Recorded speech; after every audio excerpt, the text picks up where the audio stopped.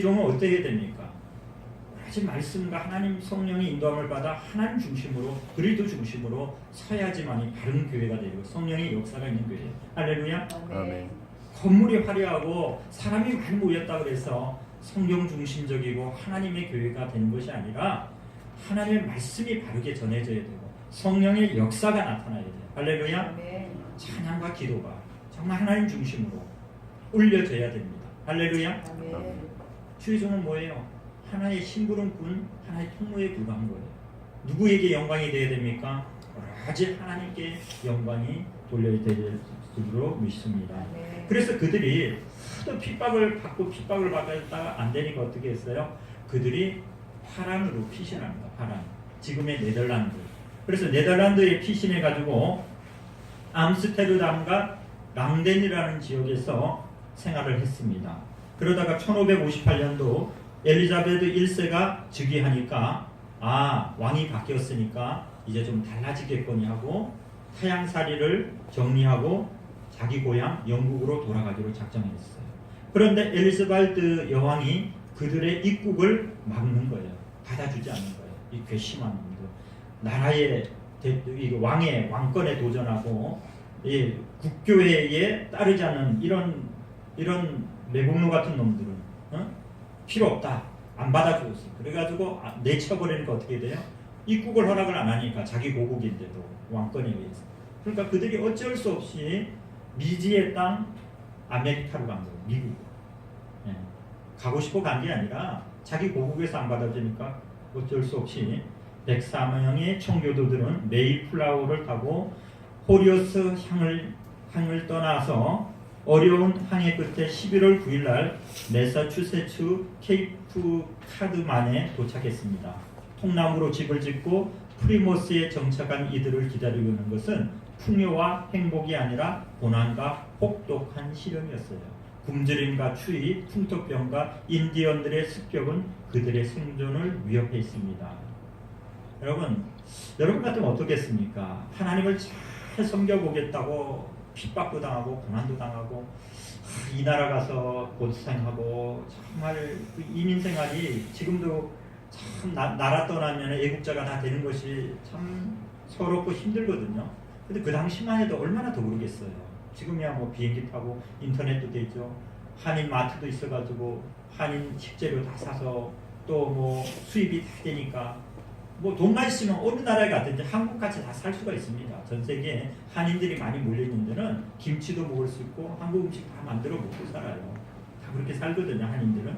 그런데 그 당시만 해도 그러지 못했어요. 뭐 수입이 됐겠어요. 뭐 말이 제대로 통했겠어요. 인터넷이 있어서 뭐 정보를 검색해가지고 알고 갔겠어요. 아무것도 또 잘못 갔을 때는 또 그 원주민들에 의해서 테러 당해서 죽어도 보호가 되지 않았어요. 왜요? 지금이야 대사관이 있고 영사관이 있고 그래서 우리나라 이게 법에 보호를 받을 수 있지만은 그 당시만 해도 그렇지 못했습니다. 그러니 그 미지의 땅에 가서 얼마나 굶주림과 추위와 풍토병 또 농사도 제대로 안 지어봤는데 또 신토불이잖아요. 그 씨앗이 거기에 맞는 씨앗을 심어야지 제대로 농사가 안 되는 겁니다. 그래서 처음에는 인디언들이 막 공격해 오는 거예요. 왜 남의 땅에 들어와 가지고 남의 땅을 차지한다고 막 거기 있는 사람들이 남의 나라에 이방인들이 들어오니까 막 공격하고 싸우다가 많은 사람이 또 죽었습니다.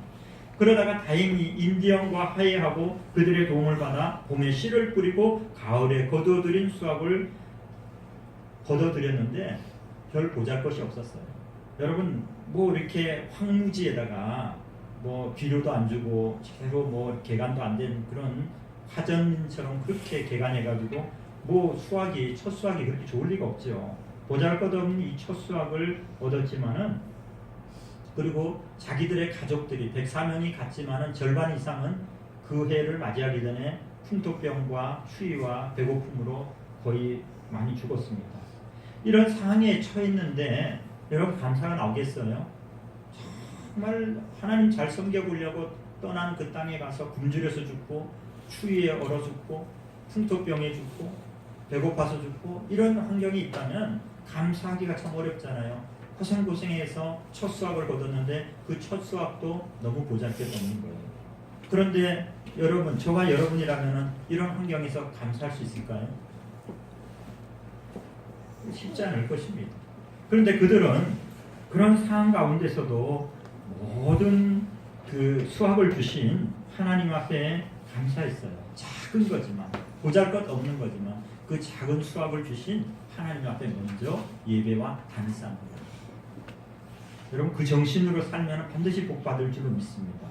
여러분, 사업이 좀 어렵다 할지라도, 수학이 오는 것이 별거 아닌 것 같더라도, 여러분 첫 직장 얻었는데 그 직장이 뭐 별 볼 일이 없다 할지라도, 만족할 만한 수학이 없다 할지라도, 여러분 그 환경에서 하나님을 먼저 생각하고 하나님 앞에 먼저 드려보십시오.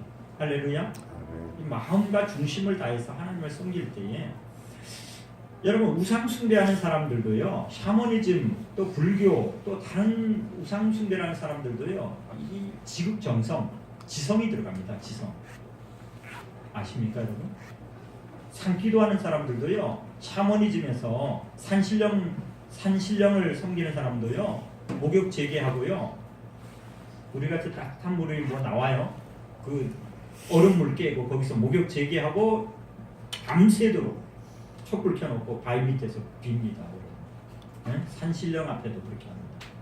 우리가 그런 정신이 있습니까? 응? 그렇게 정말 지극정성으로 밤을 새면서 그 추위에 그 산중에 가가지고 바위 밑에서 비나이다 비나하면서 밤을 새면서 달을 보고 빌고 바위 앞에서 그렇게 산신령 앞에 비는 그런 정성이 있습니까? 여러분, 우리는 정말 하나님 앞에 이렇게 예배하고 하나님 앞에 감사하고 하나님 앞에 이렇게 예배하는 모든 부분들이 회복되어져야 될 줄로 믿습니다.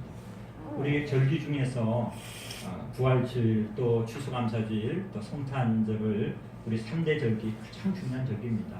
특별히 부활주일과 추수감사주일을 앞두고는 우리가 특별 새벽 예배를 드려요. 2주 동안. 여의도도 하지만 우리 지교회이기 때문에 2주 동안 드리는데, 한번 특세에 나오신 분 여기 한번 손 한번 들어보세요. 특세, 네? 특세에 나오신 분. 네? 저녁에 다니엘을 저희가 같이 했거든요. 저녁은 다니엘하고 특세를 합니다. 저녁에 집에 가면 11시 반입니다. 특세 나오려면 또 4시 전에 나옵니다. 그렇게 지금 계속 하고 있어요. 근데 우리 성도 중에서 지금 나온 분들이 글쎄요, 그 저녁에 다니엘은 좀 있지만은 우리가 감사의 마음이 들어가야 돼요. 할렐루야. 쉽지는 않습니다. 직장 다니고 뭐 이렇게 일을 하기 때문에 쉽지 않아요. 쉽지 않지만은 평일 1년 내내 새벽 기도하는 분들이 많아요. 우리 여의도 성도들이 새벽을 다 차지하고 있거든요. 지금 10여 명 나오는데 우리 성도가 한 명도 없어요. 참 안타깝기도 하고, 참 어떻게 이게 그런 마음이 듭니다. 그렇지만은 그분들이라고 다 놀고 있는 분들은 아니에요.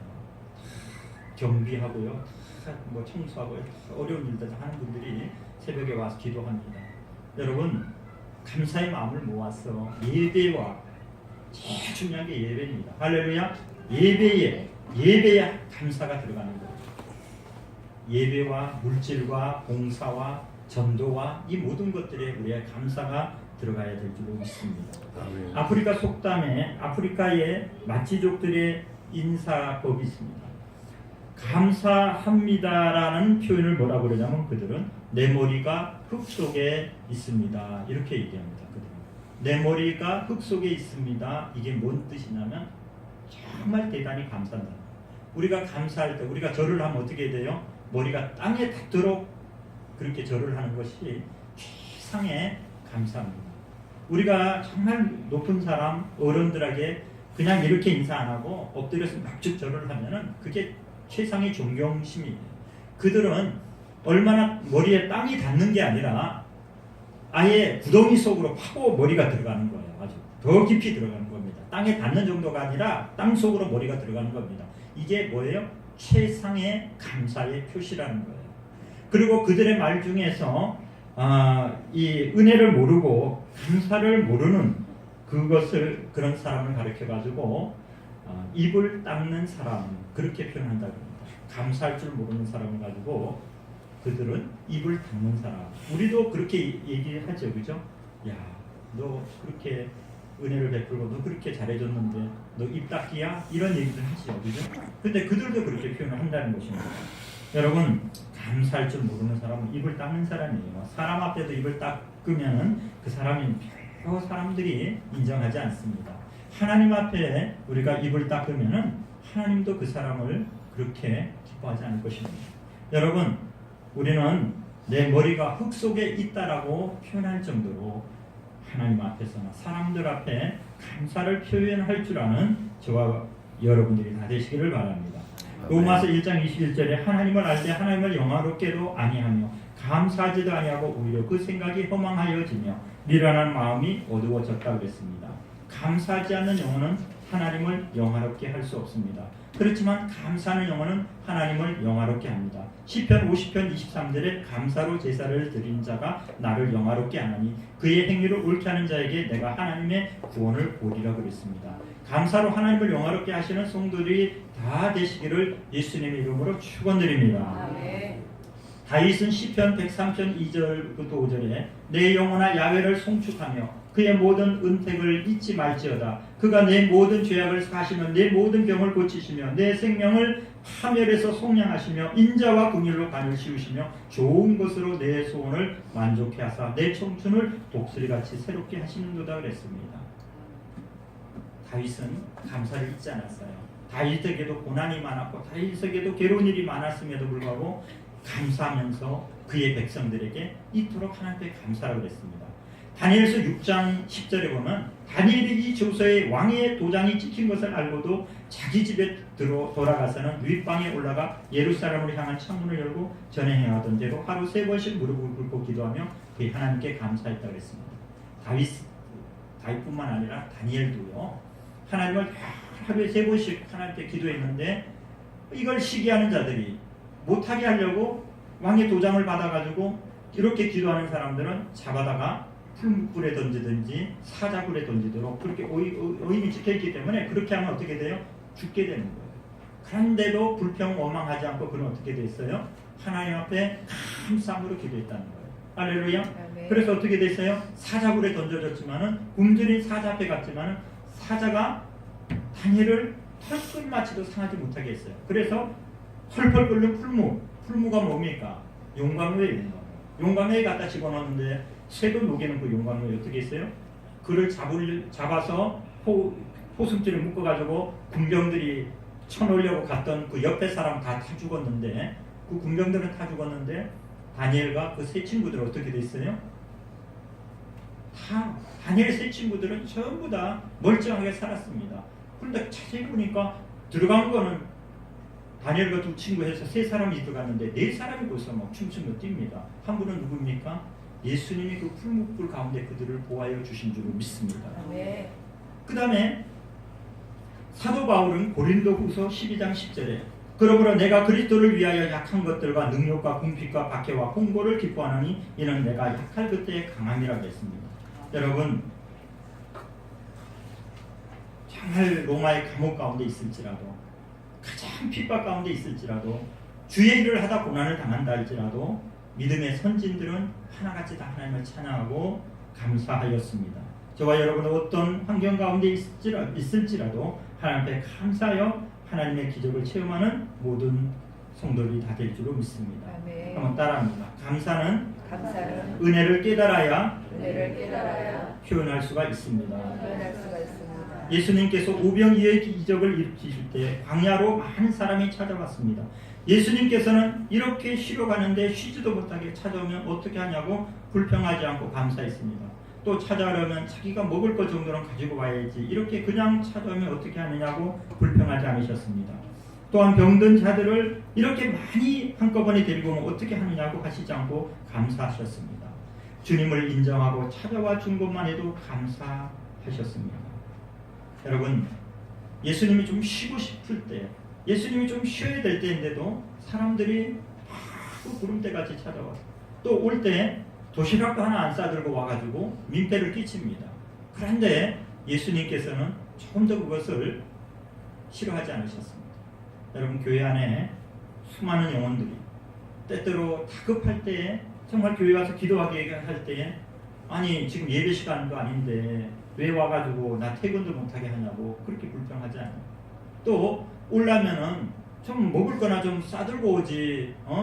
언제 또 이거 다 내가 어떻게 다 그 뒤치다거리를 하겠냐고 그렇게 예수님은 핀잔 주지 않으셨습니다. 여러분 교회 안에는 어느 시간이든지 어떤 대상이든지 교회다가 뭐 이렇게 많은 기여를 하지 못하더라도 오히려 도움이 필요한 사람들이라 할지라도 교회는 어떤 사람들이라도 만민의 기도하는 집이기 때문에 많은 영혼들이 와서 예배하고 기도하고 찬양하고 하나님을 높여야 될 줄로 믿습니다. 아멘. 또 그런 사람들을 섬겨야 될 줄로 믿습니다. 아멘. 누가복음 17장에 보면 예수님께서 10명의 문둥병자를 고쳐주셨습니다. 그런데 그 중에 예수님께 돌아와 병이 나았다고 감사한 사람은 몇 사람입니까?